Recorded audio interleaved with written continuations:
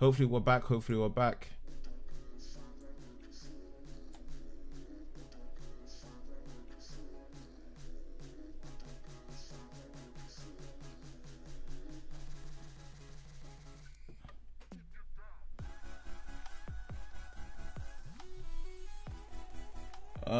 Hopefully we're back, please. Hopefully tell me we're back. Tell me we're back.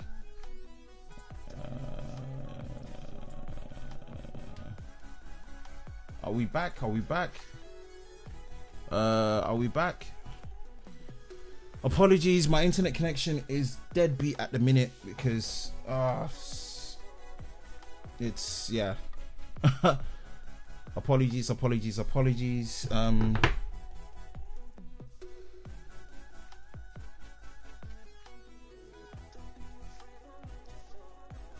This is going to be quite annoying because it's going to break all my live streams up into mini ones, which is not what I want.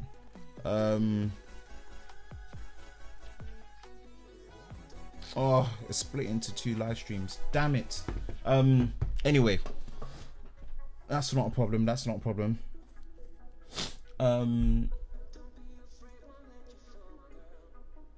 Ah, shit.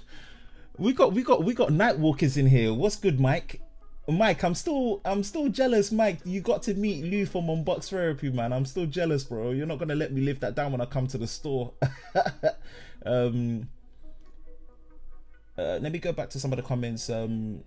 Yes, Ryan made it. Feltech in the house. What's good, Ryan? I don't think LG or OnePlus is special or unique enough to buy. I disagree, Carver 9. I disagree big time. So, you know, it's hard enough to be unique, but LG have got their, you know, ultra wide angle camera, which is still the only manufacturer that does that, and that's a big unique selling point to a lot of people when it comes to camera versatility. You know, their quad DAC, right? Their mil spec drop resistance. They're the only ones that have certified mil spec drop resistance on their phone. LG have got a lot of unique attributes to them. The problem with what makes LG not so unique is their product execution. Their product execution is not great, and it's not even just down to marketing. They just don't know how to release and execute a product release, which really hurts them in the long run, which is not a good thing. You see, so this is the main problem that LG faces, right? To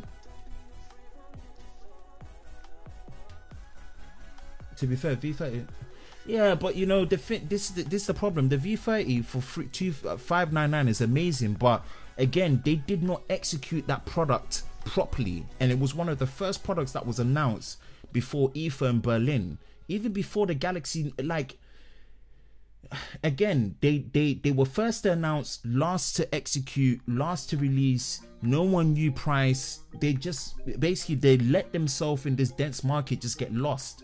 Great products, but it got lost in the dense market. It doesn't matter what price of LG's OnePlus will make you forget. Exactly, this is because OnePlus have got their feet to the ground, and they're executing their product release properly. They're becoming aggressive.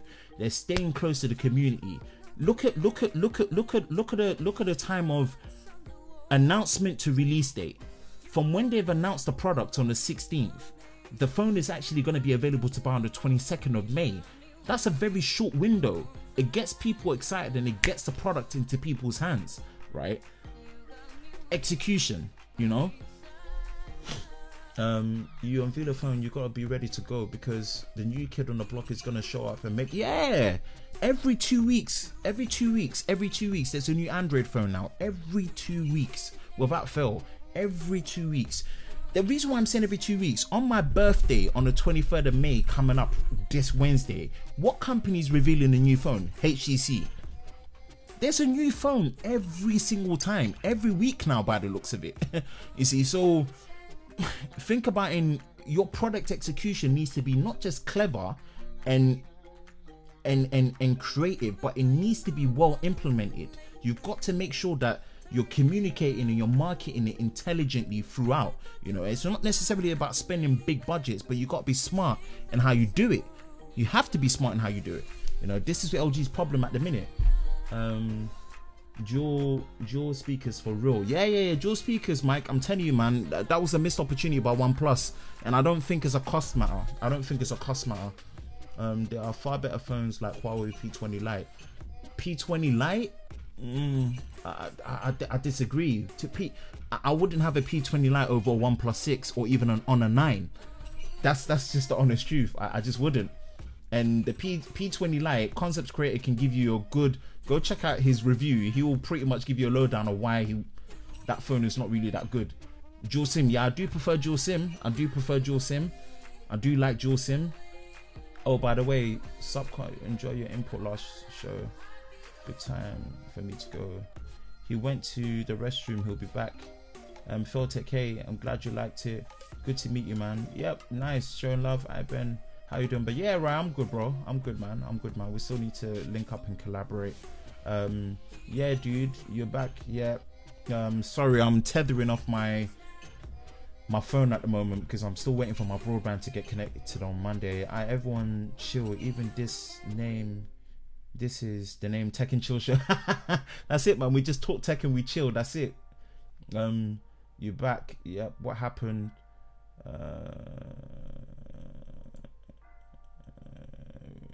What happened? Tech time. Yep. We are here, bro. Okay, I'm really off now. My project 13. Yep. Tony in the house. Feltech was still here. It's 4 AM here. Yep. Ben, have OnePlus improved the mics on the OnePlus 6 whilst filming? I had a huge deal about the OnePlus 3 mics. Nah, bro. OnePlus's microphones, I don't know, maybe yours was bugged, but OnePlus's microphones are probably one of the loudest in terms of like volume and noise reduction on any smartphone. Probably on par with Samsung phones. I've never had a problem with OnePlus phones when it comes to microphones. If you check my camera comparisons with the OnePlus 5 and 5T from prior to, compared to all the other phones I've done, like the audio, like OnePlus microphones, I've never had a problem. Don't know, bro. I've never had a problem with OnePlus microphones. They've been legit. Thanks for the explanation, buddy. Anytime, man. That's what we're here. We discuss. V30 launch was awful. It was marketed so badly, but it's such a great product. This is the problem with LG. This is why we're having this discussion of, let's talk OnePlus 6, let's talk LG G7, because there's a toss up in between. It's not as clear win, but where OnePlus is putting themselves a lot better is they've got their feet to the ground, they've priced it right, they're marketing their products properly, they're staying close to the community, they're really tight knitting themselves, and their product announcement to release date. There's a difference in announcing a product and when a product is actually released and physically available to buy. That's when you judge in terms of availability. This is when what OnePlus is doing a better job, but yet LG have announced their product first. It's been 2 weeks, getting to 3 weeks now. You see, that's a big problem. That's a very big problem.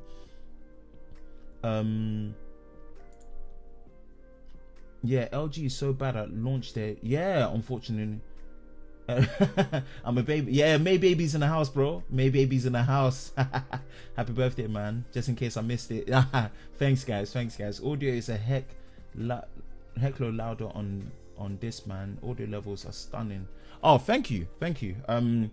Again, yes, anyone that's joining the live stream, just give me feedback and let me know if the background music is perfectly balanced with the audio levels on the microphone. If you want it louder, you want it quieter, just let me know. Just give me some feedback on that and I'll just make sure that that's done properly. But yeah, hopefully audio should be sounding good and correct. I'm gonna show you some raw footage one day so you can see what I mean. Yeah, definitely. When I'll link up, I'll come to the store, then just let me know.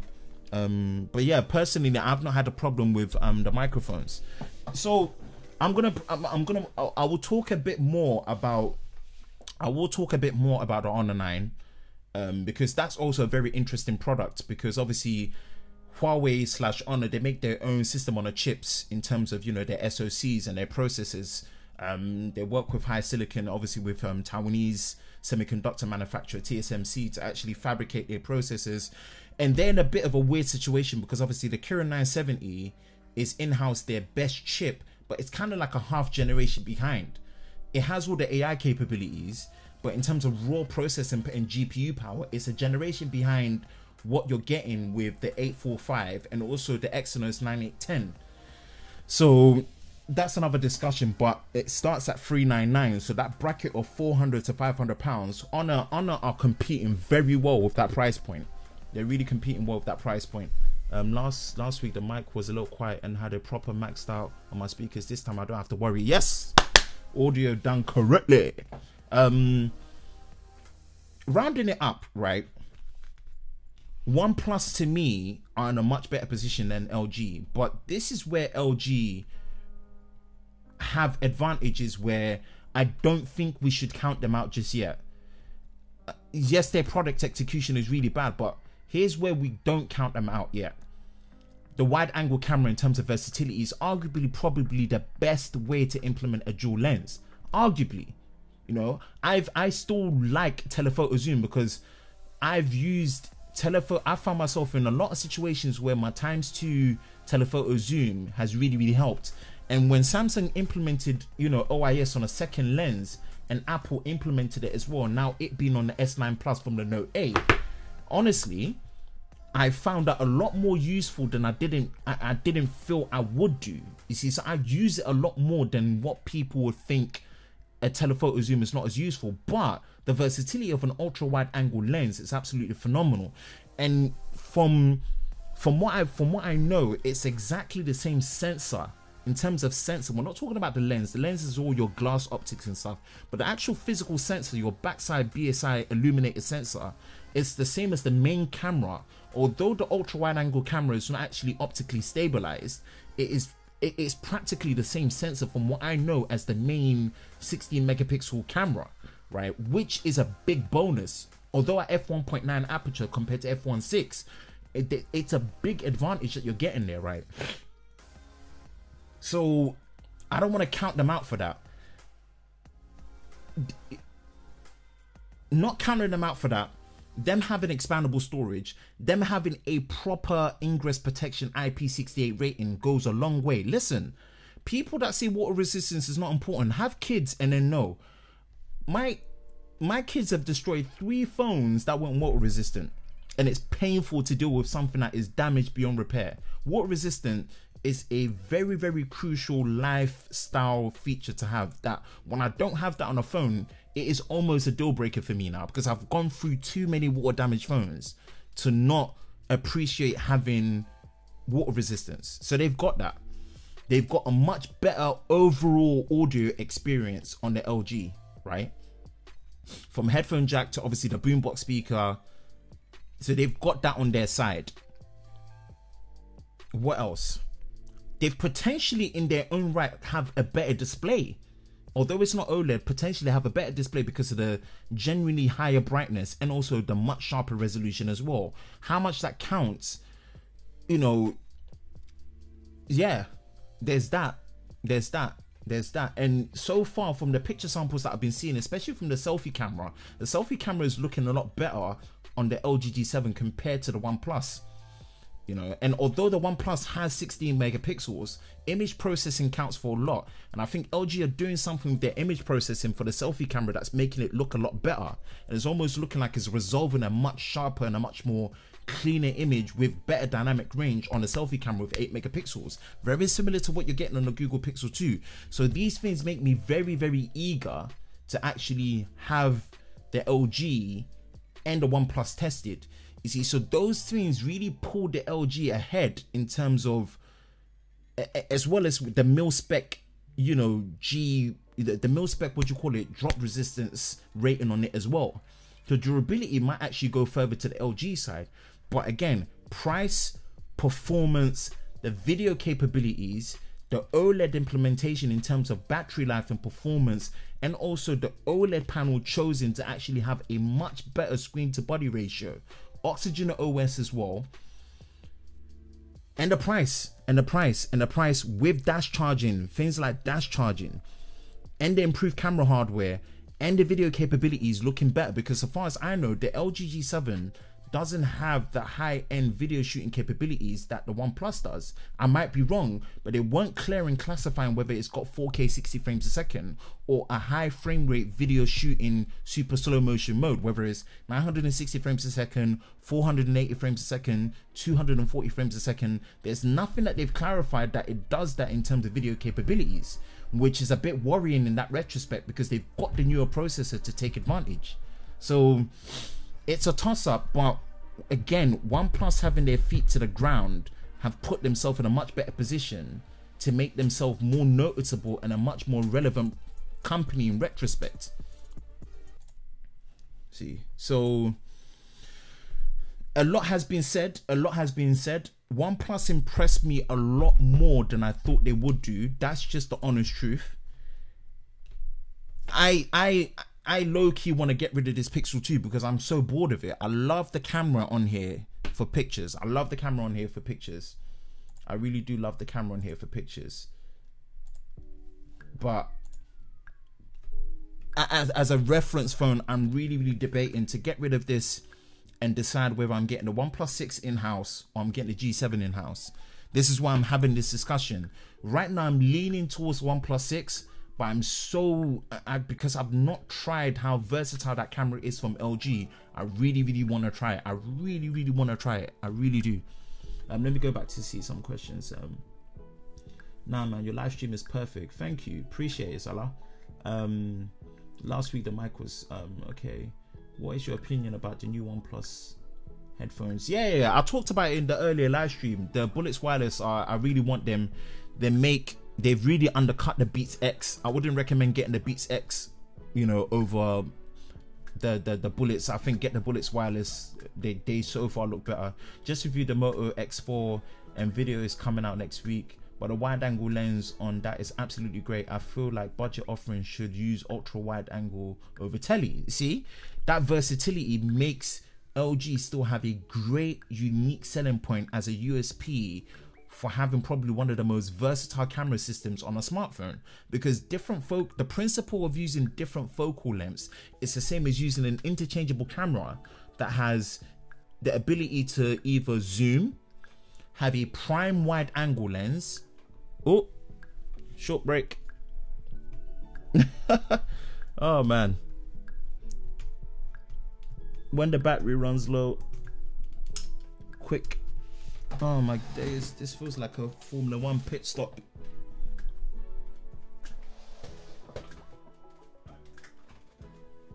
Apologies, the camera does not have external power, so we'll have to do a quick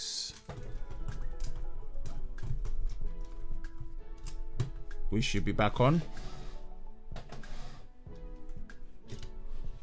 Voila, like I never left. Like your boy never left. I'm back. Sorry, have to switch batteries when the DSLR goes flat, so we are back up. I prefer wide angle rather than look. A telephoto zoom is not useless. I don't believe a telephoto zoom is as useless as people make it to seem. I found telephoto zoom to be useful for me in a lot more situations than I gave it credit for until I was in that situation where I could use it. But again, the versatility is the same as when you've got interchangeable lenses. You've got a prime lens that has a fixed focal length but it's ultra wide. You've got telephoto zoom. It's the same principle, and that ultra wide angle lens I think is very clutch for that kind of level of versatility. What's up, Sean? What's good, man? Thanks for joining. I'm gonna grab the G7 and give it a shot. Yeah, do bro, do. If you can get that G7, man, it will be good to get your perspective, because kind of like, just for me in terms of budget right now, I'm leaning more towards the OnePlus 6, but if you can get the G7, man, I'll be looking forward to your content and I can just get some perspective from there, you know.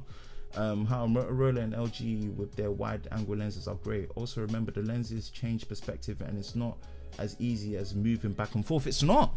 If you live in a city like me in London, right, and you are being a tourist, there's not every situation you can just step back and take a picture. If you're stepping back into the road and you're gonna get run over by a car.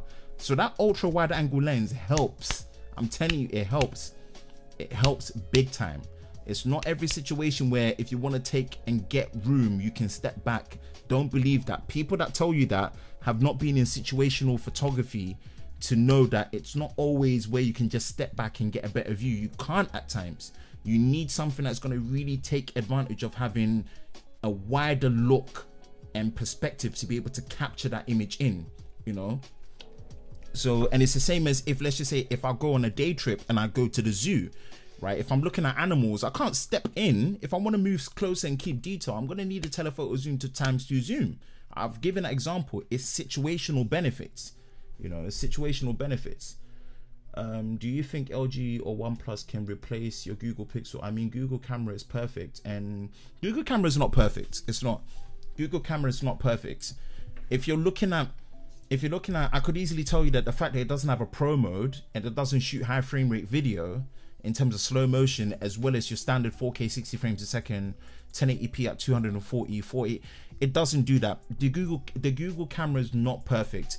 It's the best camera as a means of point and shoot for photography, for photos, right? But it's not versatile. It lacks so much versatility, and the noise reduction is rubbish.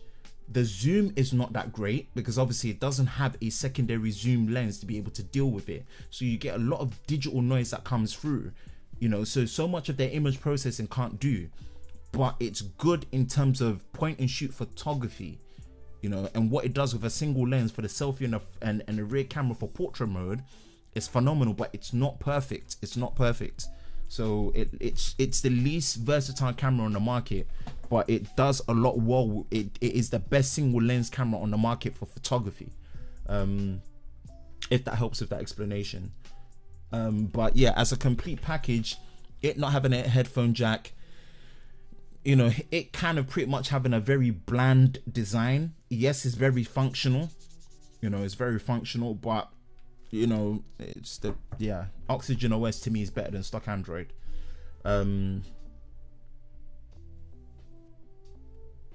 As someone whose phone's rear camera is broken, I found that I can take my main camera out with a 50mm 1.4 every day and go out and edit in Lightroom instead of shooting with a phone. There you go. You see, so without making this live stream too long, where I wanted to have this conversation is, I'm not trying to say LG to me are in a they're in a very bad position right now in terms of product execution. They are in a very bad place now in terms of product execution, not the product itself. The product itself has things going for it that go toe to toe with the OnePlus 6, but you also fall short and are very questionable until it really gets tested and it's given a fair chance, right?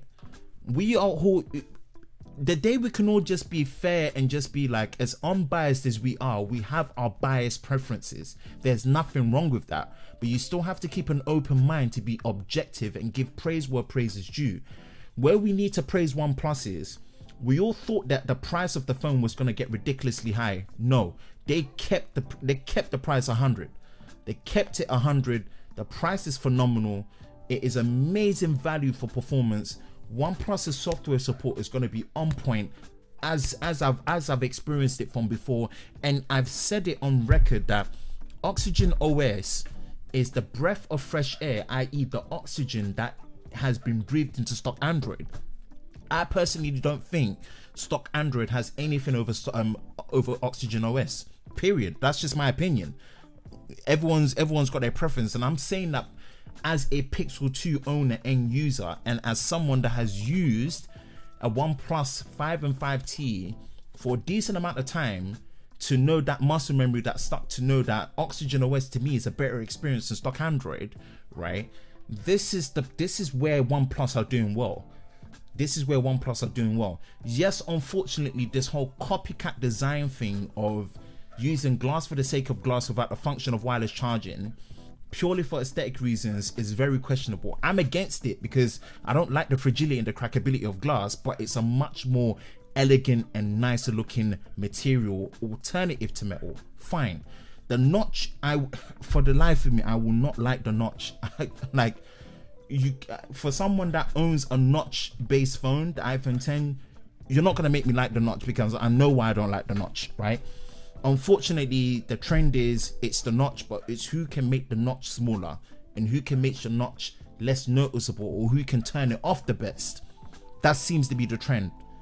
Whatever, cool. But it's not a clear-cut win as we think. If we can somehow forgive, if we can somehow, not necessarily forgive, find a way to look past LG's poor marketing and product execution and release, and we give the G7 a fair chance, right? There might be some shocks on how good this LG G7 potentially might be, compared to what we confidently feel with OnePlus, because of how they've really been executing their product well. That's the difference, you see. So that's my 2 cents on, you know, OnePlus with LG G7.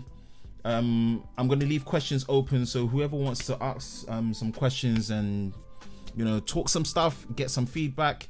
I did want to talk a bit about the Honor 10, so I'll say a couple of things about the Honor 10. Honor 10, the glass design is very it's very unique. It's so sci-fi-esque. It's so unique. The strobe lights effect, the different color changes. I think it's probably the nicest implementation of glass aesthetics I've seen on a phone from Honor. So it's phenomenal. It's Kirin 970 based. It's 4 GB of RAM with 128 GB of storage, and that's the only variant that's coming to UK. I think 4 GB of RAM for me is not enough. It needed to be 6 and 128. So how EMUI is going to be optimized to it, you know, we'll see. It's using an LCD based panel. It's 5.84 inches in terms of corner to corner diagonal. It's using like a wide form of the full high definition plus display in terms of the 19.9:9 aspect ratio as well. It's notch based, it's LCD, it's got a fat bottom chin and fat side bezels. That is the disadvantage of using LCD for that kind of like bezel-less design. It just doesn't work. But they've got something that's really kind of cool. They've got an in-glass fingerprint sensor. So it's not a button, it's not in display, but it's underneath the glass. It's sick. It's very unique. That's one of the only phones. It's kind of like a halfway point of putting a fingerprint scanner underneath the glass, which is dope. Like, it looked really nice. I really liked it, you know. But again, as much as I feel like fingerprint scanners belong at the front of the phone, it kind of defeats the object of going edge to edge with that notch design, because then it's better you put at the back. But then I get it, them not putting it at the back allows them to do that completely uninterrupted glass effect design at the back, you know. So it's a give and take. It's a give and take in that retrospect. So okay, thank you, man. No problem. Not everyone has that option. I'm pretty much entirely unbiased. It's a lot easier to appreciate everyone's UX's preferences. Agree that OS is a lot more versatile. Makes stock seem basic AF. What is the best camera on smartphone right now? You changed my mind about the Google camera. It's not about changing your mind about the Google camera. Don't misconstrue what I'm saying. I'm not trying to downplay this, right? The whole point of these live streams and these tech and chill sessions is a product review is very dense and concise. Even long ones, in some aspect, they're very dense and concise. Where we can have these open conversations is we can challenge each other to think differently, right? We need to think differently about what we class as good, what we class as deal breakers, what we class as best. Are we looking at the bigger picture completely? Because when people hail this Pixel 2 as the best smartphone camera out there, it annoyed me a bit. Not because I didn't say they were wrong, but they were looking at it from a very narrow perspective, right? They're looking at it from a very narrow perspective. It's when you get in a situation where you're using a phone daily, and depending on who you are and what you require, right, it falls short. That's when it doesn't become the best smartphone camera. Like, for example, if I'm someone that cares about video on a smartphone a lot, and as bad as the mono speakers, so the mono microphones for recording art on the iPhone, I think the iPhone is probably one of the best video recording smartphones in the market, for the sheer fact that it practically has no video recording limits. It practically has zero, none. 4K 60 frames a second, you can record it as much as you like to storage. 4K 30 frames a second, 4K 30 frames a second, the same. 4K 20 frames a second, 24 frames a second, the same. You can record it unlimited to storage. Whatever recording mode that you record to, there is no recording limit straight to storage. Heat management is on point. Heat management is on point. You see, it shows the power of software optimization with the A11 Bionic chip, with just how Apple just deals with it. The codec is on point. The clarity is on point. The stabilization is very reasonable for all the video shooting modes. The ×2 zoom. So if you're telling me in terms of video, right, I would actually recommend you to use an iPhone. For main camera, I'd probably recommend you to use an iPhone 10 because of that sheer versatility. You see, if I wanted more of an all-round package, I'll probably say S9 Plus, right? If you wanted the ease of use and a point of shoot, you see, it's different scenarios. If you wanted the most versatile camera, the LG G7, the best is knowing what your use case scenario is going to be for that phone. You see, that's how I see it. You see, so it's a give and take. It's a give and take. You really just have to look at it from that. But in its own right, the Pixel 2 is saying a lot. So,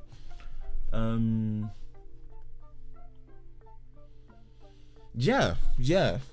So that is my 2 cents. And thank you all that have joined the Tech and Chill show. Thank you so much. Thank you so much. I'm pretty much going to close out this live stream. Again, we will be having more special guests. I know my homie and I've got people. I've got Tom Tech Time. I need to do a live stream collaboration and a video collaboration with. I've got Ryan from Feltech. I've got so many other people that I want to make sure that I bring into this discussion, you know, and kind of make us think differently about what is happening in market trend and what is classed as good, what's classed as bad, and what we need to really be thinking about these products when they're coming out in terms of the features, what are deal breakers, what the pricing should be. There's so the discussion is large. The discussion is large. So definitely we got to do that. We got to do that. Sometimes we've got to be smart in what devices we get. So if someone is getting a G7 and someone is getting a OnePlus 6, we have these discussions because it kind of helps us to get a better frame of mind of how we need to critique these products. We don't need to bash these products. We need to critique them to the T as much as possible, so that OEMs can hear our voices, so they can be better with how they execute these products or add features or implement or look after these products over a support period, whether it comes to software or hardware or whatever it is. They can really hear it down to the T. So hopefully that helps. Thank you so much. Really appreciate your time, man. I really enjoyed having to catch up with the Tech and Chill show. Again, link in the description below. Make sure that you follow me all on socials. On Twitter, Lover of Tech BA, all as one word. Also on Instagram, Lover of Tech _BA. All down in the links in the description. Follow the Facebook fan page as well. Hit me up. I'm definitely always engaging with you guys. Any questions that you ask me, keep it clean, keep it 100. I'm always happy to engage and reply. Always. Without you guys, I wouldn't be able to do this in any way, to have the platform to be able to express and kind of engage and talk to you guys. So I always, in all things, I always appreciate your time, your effort, your engagement, and just bringing forth that discussion. Like, it means the world. It means the world big time. So I always look at it from that, perspective. And yeah, I always look at it from that perspective. And I wanted to say again a big thank you. Hopefully that once I get through the whole house move and whatever I'm needing to do here and settle down, I will have some proper product reviews that I can bring out for you guys. But as much as possible, the Tech and Chill show is there as a subsidy to make sure that I'm always keeping engaged with you guys. So thank you so much. I will be signing out, and peace. Peace.